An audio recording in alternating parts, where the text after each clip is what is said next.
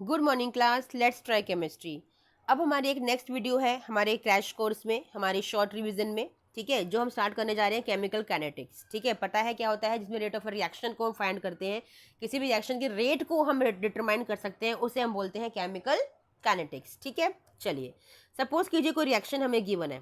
Suppose हमें कोई भी रिएक्शन गिवन है, हमसे बोला कि इसका रेट ऑफ रिएक्शन हमें लिखना है। कैसे लिखोगे रेट ऑफ रिएक्शन को, कैसे लिखते हैं बच्चा, क्योंकि रिएक्टेंट आपका कम होता जाता है तो कैसे लिखते हो, minus delta concentration of A upon delta T. ठीक है, क्योंकि प्रोडक्ट आपका बढ़ता जाता है तो इसलिए क्या लिखते हैं उसको, प्लस में डेल्टा कंसंट्रेशन ऑफ प्रोडक्ट यानी कि बी अपॉन में डेल्टा ऑफ टी। यहाँ पे माइनस लगाने का पर्पस क्या है, माइनस लगाने का पर्पस ये है बच्चा, क्योंकि कंसंट्रेशन ऑफ रिएक्टेंट आपके टाइम के साथ कम होती है ना। और डेल्टा का मतलब क्या होता है कि फाइनल माइनस इनिशियल।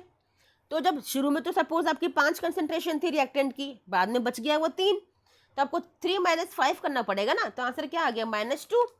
अब कभी भी किसी भी चीज़ का रेट यानी कि स्पीड माइनस में नहीं होती, तो इसलिए हमने पहले ही इस चीज़ से ओवरकम करने के लिए माइनस लगा दिया। आ गया समझ में। चलिए, इसके बाद है आपका rate of disappearance and rate of appearance. ये क्या होता है, डिसअपियरेंस में क्या चीज़ कम हो रही है आपकी, क्या कम हो रहा है आपका, रिएक्टेंट कम हो रहा है हमारा। तो इसके लिए रेट ऑफ डिसअपियरेंस के लिए आप क्या लिखोगे बच्चा, delta concentration of A upon delta T. यहाँ पे माइनस प्लस लगाने की जरूरत नहीं है। क्यों नहीं है भाई, क्योंकि डिसअपियरेंस अपने आप में आपको बता रहा है। रेट ऑफ अपीयरेंस क्या लिखोगे आप, it is delta concentration of product that is B upon में डेल्टा टी। समझ में आ गया ना, माइनस की जरूरत ना प्लस की जरूरत। क्यों, क्योंकि वो अपने आप में बता रहा है मैं डिसअपियर हो रहा हूँ, अपने आप में बता रहा है मैं अपियर हो रहा हूँ, इसीलिए। ठीक है, चलिए समझ में आ गया। इसके बाद है आपका, इसके बाद है बच्चा आपका डिफरेंशियल रेट इक्वेशन। उसे कैसे लिखते हैं हम लोग, डिफरेंशियल रेट इक्वेशन को कैसे लिखते हैं, rate of a reaction that is minus D, small D से। स्मॉल डी का क्या मतलब बच्चा, कि मेरी रिएक्शन ये चल रही है, ठीक है, तो मैं स्मॉल स्मॉल स्टेप पे जब अपनी रिएक्शन का रेट फाइंड करूंगी तो इसे बोलेंगे डी। स्मॉल टाइम में मैंने अपनी रेट ऑफ रिएक्शन को फाइंड किया, ठीक है, तो इट इज डी यानी कि स्मॉल स्मॉल इंटरवल में। ठीक है, और इसी का हम क्या करेंगे, इंटीग्रेशन करेंगे फाइंड करने के लिए, क्या, इंटीग्रेटेड रेट इक्वेशन। समझ में आ गया, यानी कि rate of reaction differential rate equation की फॉर्म में कैसे लिखा जाएगा, minus D upon D T, और प्रोडक्ट के लिए कैसे लिखा जाएगा, प्लस का D B upon D T. समझ में आ गया, क्योंकि डी मतलब स्मॉल स्मॉल टाइम पे, स्मॉल स्मॉल इंटरवल पे रिएक्शन को देखना है। भाई बहुत लंबी रिएक्शन है मेरी चल रही है, मुझे फाइंड करना है in between the time, in between the reaction, कि कितना प्रोडक्ट मेरा फॉर्म हो गया, ठीक है, कितना बचा है, तो उसे बोलते हैं डिफरेंशियल रेट इक्वेशन। आया समझ में बच्चा, ठीक है, आया। चलिए, अब है आपका रेट लो एक्सप्रेशन। रेट लो एक्सप्रेशन कैसे लिखोगे, सपोज कीजिए यही आपको दे रखा है, तो रेट लो एक्सप्रेशन के लिए स्मॉल आर लिखते हैं, एक रेट कांस्टेंट लिखा जाएगा। ठीक है, यहाँ पे कंसंट्रेशन ऑफ ए आएगी, क्योंकि जो रिएक्टेंट है उसकी कंसंट्रेशन लिखते हैं, it's a rate low expression. ठीक है, सपोज कीजिए यहाँ पे एन आपको दे रखा है, तो ए टू द पावर क्या आ जाएगी, एन आ जाएगी। लेकिन किस केस में, only in elementary reactions. Only in elementary reactions के केस में बच्चा जो स्टोइशियोमेट्री होती है वो क्या बन जाती है, पावर बन जाती है, और इस पावर को हम लोग क्या बोलते हैं, ऑर्डर बोलते हैं। समझ में आया। सपोज कीजिए यहाँ पे आपको एक और दे रखा था एन बी, तो कैसे लिखते हैं आप, K A to the power N, ठीक है, सपोज कीजिए इसको एम दे रखा है, N B to the power M, तो एन प्लस एम क्या हो गया, it is order. Got my point. But for which reactions, for only elementary reactions. Complex reaction के लिए स्टोइशियोमेट्री पावर में नहीं आती, सिर्फ और सिर्फ कौन सी रिएक्शन की आती है, रेट डिटरमाइनिंग स्टेप की। कॉम्प्लेक्स रिएक्शन बच्चा 2 या 2 से ज़्यादा रिएक्शन से मिलके बनती है, और जो भी आपकी रेट डिटरमाइनिंग स्टेप होगी उसमें जो रिएक्टेंट होगा उसकी स्टोइशियोमेट्री पे डिपेंड करेगा क्या, आपका ऑर्डर। तो ये एक्सपेरिमेंटली देखा जाता है, तो कॉम्प्लेक्स रिएक्शंस एक्सपेरिमेंट पे डिपेंड करती है, यानी कि order of the complex reactions depends on the experiments. It can be determined only experimentally, but elementary reaction के लिए आप बड़े आराम से स्टोइशियोमेट्रीज को पावर में ले सकते हो। आगे समझ में, ठीक है, चलिए समझ में आ गया हमें। तो एक टर्म और है मोलिकुलैरिटी। ऑर्डर बेटा, ऑर्डर ना कोई भी रियल नंबर हो सकती है, यानी कि 0, 1, माइनस, अपॉन 2, कुछ भी फ्रैक्शन में, वटेवर पॉइंट में भी हो सकती है, ठीक है। लेकिन जो मोलिकुलैरिटी है ना, वो सिर्फ और सिर्फ 1, 2 और 3 हो सकती है। ऐसा क्यों? ड्यू टू कोलिजन फ्रीक्वेंसी या फिर कोलिजन थ्योरी। ये क्या है बेटा? एक मॉलिक्यूल को अगर टकराना है दूसरे मॉलिक्यूल के साथ तो पॉसिबल है ना, आपका जो प्रोडक्ट है वो फॉर्म हो जाएगा टकराने के बाद, ठीक है। अब 2 मॉलिक्यूल की भी टकरा सकते हो, मैक्सिमम 3 मॉलिक्यूल्स को आप टकरा सकते हो। टकराने का मतलब क्या है बेटा? प्रोडक्ट का फॉर्मेशन होना है। कैसे? सपोज कीजिए ये कोई मॉलिक्यूल है, एक ये मॉलिक्यूल है, एक ये मॉलिक्यूल है। 2-3 चीज़ें होती हैं जो इन्हें रिस्ट्रिक्ट करती हैं प्रोडक्ट के फॉर्मेशन के लिए। कैसे? इनका एक तो ओरिएंटेशन बैरियर। सपोज कीजिए ये आपस में टकराए, ऐसे करके घूम के आए, तो आपस में इन्होंने इस तरह से अपने आप को अरेंज किया कि ये आपस में फिट हो गए और किसी एक प्रोडक्ट का फॉर्मेशन कर दिया। लेकिन अगर 4 आपने रख दिए तो इनका ओरिएंटेशन ना आपस में फिट नहीं हो पाएगा, यानी कि ये आपस में रिएक्शन नहीं कर पाएंगे, जिसकी वजह से यहाँ पे कुछ नहीं बन पाएगा। इसलिए मैक्सिमम से मैक्सिमम 1 रिएक्टेंट या 2 या फिर 3 रिएक्टेंट ही कंबाइन होकर एक पर्टिकुलर अच्छे वाले प्रोडक्ट का फॉर्मेशन कर सकते हैं। तो मोलिकुलैरिटी मीन्स नंबर ऑफ मॉलिक्यूल्स। कितने नंबर ऑफ मॉलिक्यूल्स कंबाइन कर सकते हैं? ओनली 1, 2 या फिर 3। तो molecularity can be only 1, 2 and 3। Difference आता है क्वेश्चन में, एग्जाम में, difference between order and molecularity. Order can be any real number, can be negative, fraction, positive, decimal, but molecularity can be only positive and 1, 2 and 3 value can be only, and order can be 0। आगे समझो बच्चा, आ गया। order can be find for elementary and complex reactions but molecularity can be find only for elementary reactions। single step reactions होती हैं बच्चा, उन्हीं की सिर्फ molecularity आप find कर सकते हो। आगे समझ में, ठीक है। चलिए अब चलते हैं इंटीग्रेटेड रेट इक्वेशंस पे। सबसे पहले चलते हैं zero order reaction. Important, zero and first both important, और इन दोनों में कहूं तो फर्स्ट इंपॉर्टेंट, ठीक है। चलिए कोई रिएक्शन दे रखी है A2B, ठीक है ना। आपको रेट लो एक्सप्रेशन लिखना है। Rate law is equal to K A to the power क्या? 0। भाई दे रखा है 0 ऑर्डर, तो पावर 0 आ गई अपने आप से। अब जिसकी पावर 0 है तो उसकी वैल्यू तो 1 होती है, तो रेट लो किसके इक्वल आ गया? K के इक्वल आ गया, है ना। रेट ऑफ रिएक्शन का एक्सप्रेशन लिखिए इसके लिए, रिएक्टेंट के लिए क्या हो जाएगा? -dA/dt, है ना। इन दोनों को इक्वेट कर दो, -dA/dt इक्वल टू K, ठीक है। समझ में आया? यहाँ पे -dA इक्वल टू KDT लिख लो, ठीक है। अब क्या करो, इसका इंटीग्रेशन ले लो। इंटीग्रेशन कहाँ से लोगे? इंटीग्रेशन लोगे इनिशियली सपोज कीजिए, लिमिट आपको सेट करनी है ना। सपोज कीजिए at time 0 initial concentration of A was A0 और B की कंसंट्रेशन क्या थी? 0। अभी बनाई नहीं है आपका product. At time T A0 जो A है उसकी कंसंट्रेशन क्या हो गई होगी? A हो गई होगी, और ये कितना बना होगा? ये भी A बन गया होगा, समझ रहे हो। तो A की लिमिट कहाँ से कहाँ तक जाएगी? A की लिमिट जाएगी आपकी A0 से लेकर A तक। A0 क्या? इनिशियल से फाइनल तक लिमिट जाती है। ऐसी टाइम की जाएगी, टाइम 0 से लेकर टाइम T तक, है ना। टाइम 0 से लेकर टाइम T तक, समझ में आ गया।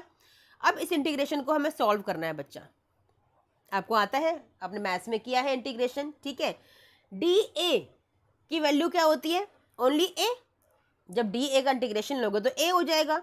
लिमिट क्या है आपकी? A0 से लेकर A तक, ठीक है, इक्वल K dt का आंसर क्या होगा? T। लिमिट हो गई 0 से लेकर T तक, समझ में आ गया। अब इसको 1 by 1 लिमिट्स को भरना है। A की जगह पहले A लिखोगे तो क्या आ गया? A। फिर A की जगह क्या लिखोगे? A0, तो A माइनस A0, ठीक है। बीच में माइनस लगाते हैं बच्चा, ओके। चलिए इतना समझ में आपको आ गया। अब K तो बाहर आ गया, T में एक बार T भरोगे और T में फिर क्या भरोगे? 0 भरोगे, ठीक है। तो सॉल्व करिए, क्या आ गया आपका? ये A0 माइनस A, सॉल्व कर लो, माइनस माइनस प्लस कर दिया मैंने। A0 minus A equal to KT, ठीक है।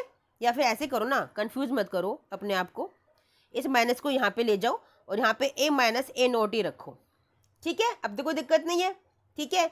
अब देखो इसको क्या करो, इसको कन्वर्ट कर लो बच्चा, a is equal to A not minus के टी। समझ में आया? ठीक है। अब देखो ये आपको कोई इक्वेशन दिख रही है, ये आपको स्ट्रेट लाइन की इक्वेशन दिख रही होगी बच्चा, दिख रही है स्ट्रेट लाइन की इक्वेशन, है ना? It is y it is equal to m x plus c, दिख रहा है ना? दिख रहा है ना बच्चा? ठीक है, तो देखो ग्राफ बन जाएगा आपका, y एक्सिस पे क्या आएगा, ए क्या आपकी कंसंट्रेशन, सॉरी y एक्सिस तो यहाँ पे है, कंसंट्रेशन आ गई आपकी, ठीक है ना? और x एक्सिस पे क्या है, t, यानी कि टाइम और कंसंट्रेशन के बीच में ग्राफ बनेगा। अब देखो स्लोप क्या आपका नेगेटिव है, तो नेगेटिव स्लोप तो यहाँ से आएगा, है ना? इंटरसेप्ट क्या है आपका, ए नॉट, और स्लोप क्या है आपका माइनस के, यानी कि जो ये थीटा बनेगा एंगल, यानी कि जो एम एंगल बनेगा टेन थीटा, वो किसके इक्वल हो गया, माइनस के। तो यही से एग्जाम में क्वेश्चन आता है बच्चा कि इंटरसेप्ट क्या है और आपका स्लोप क्या है। आगे समझ में? ये था जीरो ऑर्डर रिएक्शन के लिए। यहाँ से ग्राफ बहुत तरह से बनता है बच्चा, ग्राफ बहुत तरह से बनता है। स्टार्टिंग में आपने देखा था ना, जब मैंने आपको एक एक्सप्रेशन लिख के दिखाया था, मैंने कहा था कि जो रेट एक्सप्रेशन है, रेट लो है, वो के इक्वल हो गया। तो आप देख रहे हो रेट लो आपका डिपेंड ही नहीं कर रहा है कंसंट्रेशन पे, सिर्फ रेट कांस्टेंट पे डिपेंड कर रहा है। क्यों? क्योंकि ए टू द पावर 0 था ना, ये तो 1 हो गया था, तो रेट लो डिपेंड ही नहीं कर रहा था कंसंट्रेशन पे। तो यहाँ से भी ग्राफ बनाने को आता है आपका रेट और के बीच में, तो ये क्या हो गया, ये तो आपका डायरेक्टली डिपेंड करेगा ना इस तरह से, लेकिन अगर रेट और कंसंट्रेशन के बीच में ग्राफ आ जाए तो इंडिपेंडेंट। आगे समझ में? ठीक है, ऐसे बहुत सारे ग्राफ्स बनते हैं बच्चा। ठीक है, अब है, अभी हमने एक्सप्रेशन क्या निकाला था, a is equal to A not minus के टी। अब आता है हाफ लाइफ। हाफ लाइफ के लिए क्या करोगे, half life means be in between, आधा टाइम हो गया आपका। आधे टाइम में क्या हो जाएगा, जो ए है वो आपका ए नॉट अपॉन 2 हो गया, है ना, equal to A not minus के टी, क्या हो गया आपका हाफ। हम आधे टाइम की बात कर रहे हैं, हम हाफ लाइफ की बात कर रहे हैं। सॉल्व करो, a not upon 2 minus a equal to minus के टी हाफ। ठीक है, ये क्या हो जाएगा, -1/2 ए नॉट, यही होगा। सॉल्व करो, यही होगा बच्चा। ठीक है, माइनस के T half, minus minus cancel हो गए। ठीक है, क्या आएगा आपका, ये रब कर देते हैं ऊपर का, यह आ गया आपका K T half equal to A not by 2। ठीक है, तो टी हाफ क्या आ गया आपका, ए नॉट बाय 2 के। इम्पॉर्टेंट, वेरी इंपॉर्टेंट है हाफ लाइफ का रिलेशन बच्चा, बहुत सारे न्यूमेरिकल सॉल्व होते हैं यहाँ से। ठीक है, ये भी आपका स्ट्रेट लाइन का इक्वेशन बनता है, y is equal to m x plus c. C देखो यहाँ पे 0 है ना, तो इंटरसेप्ट आपका बनेगा ही नहीं। आपका y एक्सिस पे क्या है, हाफ लाइफ, t क्या है, सॉरी x एक्सिस पे क्या है आपका, आप ले लो ए नॉट, इनिशियल कंसंट्रेशन के बीच में बना लो, तो इंटरसेप्ट तो 0 हो गया आपका, तो कैसे बनेगा, यहाँ से इस तरह से स्ट्रेट लाइन जाएगा। ठीक है, तो ये हो गया, इंटरसेप्ट तो आपको 0 हो गया। आपके पास स्लोप है, स्लोप क्या है आपका 1/2 के। Got my point? Any problem? चलिए, वेरी गुड। जैसे आपने जीरो ऑर्डर का किया बच्चा, वैसे ही आपको फर्स्ट ऑर्डर का भी करना है।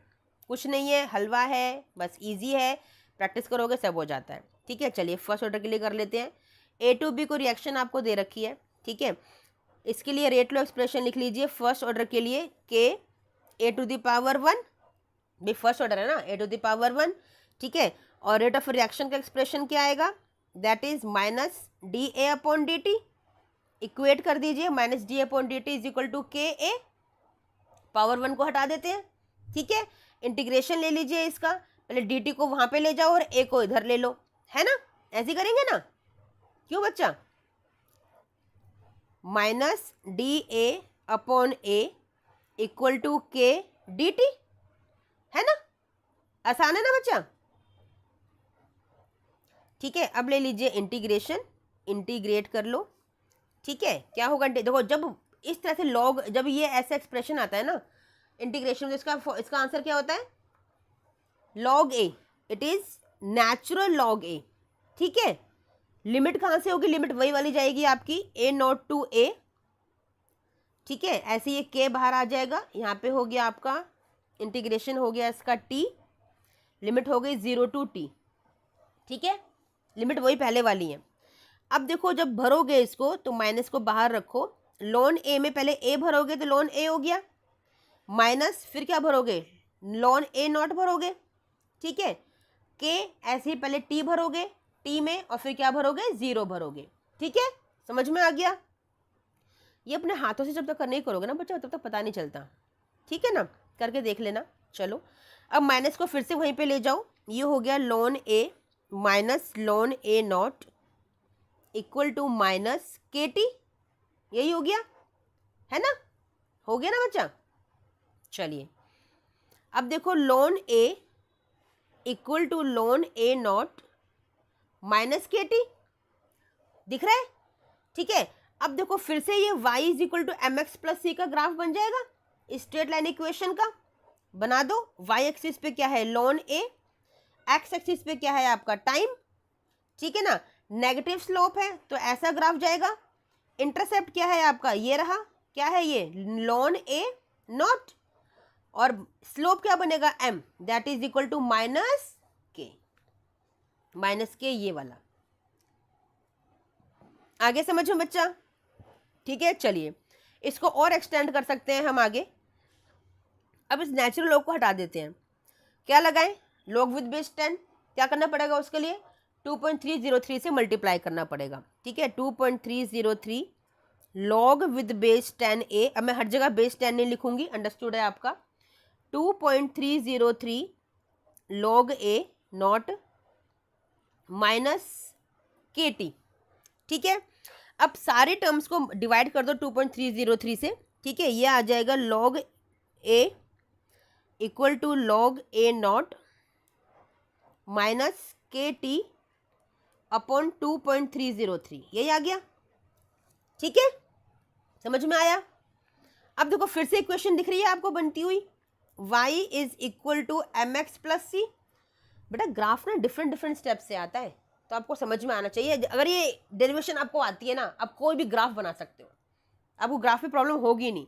जब भी एग्जाम में ग्राफ है ना, क्या करो, साइड में ना डेरिवेशन लिख लो, सबसे बेटर है, ठीक है बच्चा।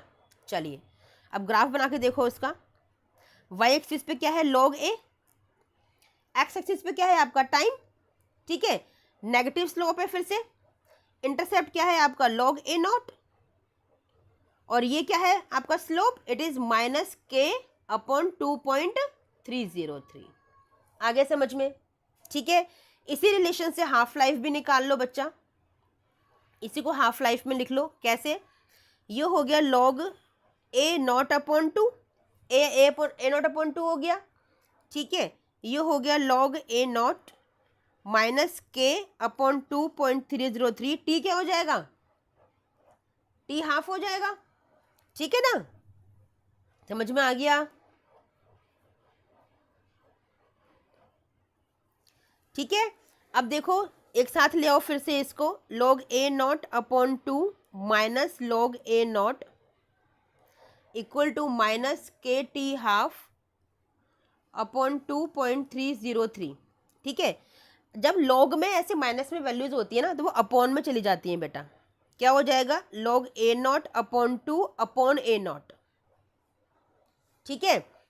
इसे सॉल्व करो तो क्या हो जाएगा, ये हो जाएगा log a not upon 2a not, है ना, ये कैंसिल हो गया तो ये क्या आ गया, ये आ जाएगा आपका log 1/2 हो जाएगा, ठीक है। इक्वल टू में क्या है आपके पास, माइनस के अपॉन 2.303 टी हाफ, समझ में आया इतना, ठीक है। चलिए इसके बाद इसे क्या लिख सकते हो, log टू दी पावर -1, 1/2 को टू दी पावर -1 लिख सकते हैं। इस -1 को पहले ले आओ तो क्या हो गया, माइनस log 2, माइनस से माइनस कैंसिल हो गया तो log 2 के इक्वल क्या आ गया, k अपॉन 2.303 टी हाफ, ठीक है, समझ में आया इतना, बस आने वाला है अब तो रिलेशन आपका। अब इसे टी हाफ के सारे को इक्वल ले जाओ, टी हाफ के इक्वल हो गया आपका log 2 इंटू 2.303 अपॉन में के। log 2 की वैल्यू क्या होती है बच्चा, इट इज 0.3, है ना, इंटू 2.303 मल्टीप्लाई कर लो बच्चा, ये आपका आंसर आ गया 0.693 अपॉन में के। इम्पॉर्टेंट, वेरी इंपॉर्टेंट रिलेशन है, 90% क्वेश्चन आते हैं। ठीक है, इसका स्टेटमेंट ग्राफ भी बना सकते हो आप लोग बड़े आराम से, हाफ लाइफ और के बीच में। ठीक है ना, आराम से बन सकता है इसका ग्राफ भी। ठीक है, समझ में आ गया बच्चा। चलिए बच्चा, अब एक इम्पॉर्टेंट है जो एग्जाम में आता ही आता है, आपसे पूछा जाता है T75% is equal to twice of T50%। देखो अभी T50% का हमने रिलेशन निकाला है, टी हाफ लाइफ का रिलेशन हमने निकाल लिया है, दैट इज 0.693 अपॉन के। ठीक है, इतना आपको समझ में आ गया। T75% कैसे निकालोगे बच्चा? देखो T75% कैसे निकलेगा बच्चे, आपके पास ये देखो, आपके पास रिलेशन क्या था, आपके पास रिलेशन था T is equal to 2.303 upon K log A not upon A. अभी रिलेशन निकाला था पीछे हम लोगों ने, ठीक है ना। ए नॉट क्या है, इनिशियली कितना है, और ए क्या है, कितना बचा है, रिमेनिंग, कितना यूज हुआ नहीं, कितना बचा है आपके पास। तो T50% हमने निकाल के देखा था, जिसमें T50% में हमने क्या लिखा था, ए नॉट की जगह क्या लिखा था हमने, ए नॉट अपॉन 2, ये लिखा था ना हम लोगों ने। मतलब कि इनिशियली कितना था, देखो बच्चा समझ लो, T50% is equal to 2.303 upon में के लॉग, इनिशियली कितना था 100, बचा कितना 50, क्योंकि हम निकाल रहे हैं T50%, तो ये कितना आएगा लॉग 2, लॉग 2 आ गया। लॉग 2 को क्या वैल्यू थी, लॉग 2 की 0.3 वैल्यू थी, 0.3 को मल्टीप्लाई करोगे 2.303 से तो क्या आ गया था 0.693 आ गया था, और अपॉन में के, ऐसे करके हमने T50% निकाल लिया था। अब ऐसे ही सिमिलर तरीके से हमें निकालना है T75%, सिमिलर तरीके से निकालना है T75%। कैसे निकालोगे 75%? भाई इनिशियली कितना था 100, बचा कितना 25, कितना बचा 25, क्योंकि 75% यूज हो चुका है। हम किस टाइम पे निकाल रहे हैं भाई, 50% पे निकाला था, जितनी कंप्लीट हो गई थी, अब निकाल रहे 75 कंप्लीशन पे। तो कितनी बची रिएक्शन, 25% बची है, तो नीचे क्या आएगा रिमेनिंग, यानी कि 25%। आगे समझ में? ठीक है, सॉल्व कर लो। ये हो गया 4 यह आ गया आपका log 4, क्या लिख सकते हो log 2 स्क्वायर, यानी कि 2 log 2 लिख सकते हो। यानी कि क्या है आपके पास, यहाँ पे आपके पास है बच्चा T75% इक्वल टू 2.303 log 2 का स्क्वायर, यानी कि 2 अपॉन में के भी तो है, 2.303 अपॉन में के इंटू 2 log 2। log 2 की वैल्यू क्या हो गई, 2 पहले आ जाएगा ना log से, 2 की वैल्यू, log 2 की वैल्यू क्या थी 0.3 थी या नहीं थी, सॉल्व कर लो क्या हो गया, इसको सॉल्व करके क्या आएगा 0.693 अपॉन में के, आ गया कि नहीं आ गया, ट्वाइस आ गया कि नहीं आ गया, यस आ गया बच्चे। ठीक है, इस तरह से हमें ये डेरिवेशन छोटी सी करनी थी, और 3 नंबर में आती है, पता है 3 नंबर में आती है, मजेदार है। ठीक है, चलिए एक और क्वेश्चन आता है एग्जाम में, T99.9% equal to 10 times of T50%। T50% निकालना आपको आ गया, T99% निकाल लेते हैं। ठीक है, कैसे निकलेगा T99.9%, T99.9% equal to 2.303 upon में K log A not upon A. Initially कितनी है बच्चा 100, बची कितनी, ये तो सारी यूज हो गई ना, बची कितनी 0 कितनी, अरे 0.1% बच्चा, 0.1%, इतना टाइम लगता है, 0.1% बचेगी। ठीक है, तो पॉइंट आके ऊपर 0 आ गया, तो क्या बचेगा 1000। अरे भैया माइनस कर लो, 100 में 100.0 में से माइनस करो 99.9। ठीक है, माइनस करो, 10 में से 9 गए 1 आया पॉइंट, 9 में से 9 गए 0, 9 में से 9 गए 0, तो 0.1 नहीं आ गया। अरे बच्चा तो 0.1 ही तो लिखा है, कितनी 0 लगा दो क्या फर्क पड़ रहा है, पॉइंट के बाद तो 1 ही रहने वाला है ना, क्या बच्चे हैं। चलिए कोई बात नहीं, छोटे बच्चे हो। चलिए ये आ गया 1000, क्या लिख सकते हो 10 to the power 2, भाई 1000 को 10⁻² लिख सकते हो कि लिख सकते हो? अरे बेवकूफ, 10⁻³ लिखोगे। कितनी जीरो है? 3 जीरो है। 10⁻³ लिखोगे तो क्या हो गया? 3 log 10, और log 10 की वैल्यू क्या होती है? log 10 की वैल्यू होती है 1। ठीक है, तो यहाँ पे क्या आ गया? ये आ गया आपका 2.303 इंटू 3। सॉल्व करो सॉल्व करो सॉल्व करो, क्या आएगा आंसर? अरे इतना तो कर सकते हो बच्चा। ये आ गया 0.693 अपॉन में के। ठीक है, मतलब क्या हुआ? बच्चे मल्टीप्लाई सही हुआ है ये? क्या बच्चे, सही से मल्टीप्लाई करो। ये आएगा 909.6। ये आंसर आ गया बच्चा। ठीक है, हमें क्या प्रूफ करना था? हमें प्रूफ करना था T 99.9% is equal to 10 times of T 50%। 10 times. जरा देखो 10 टाइम्स आ रहा है कि नहीं आ रहा है?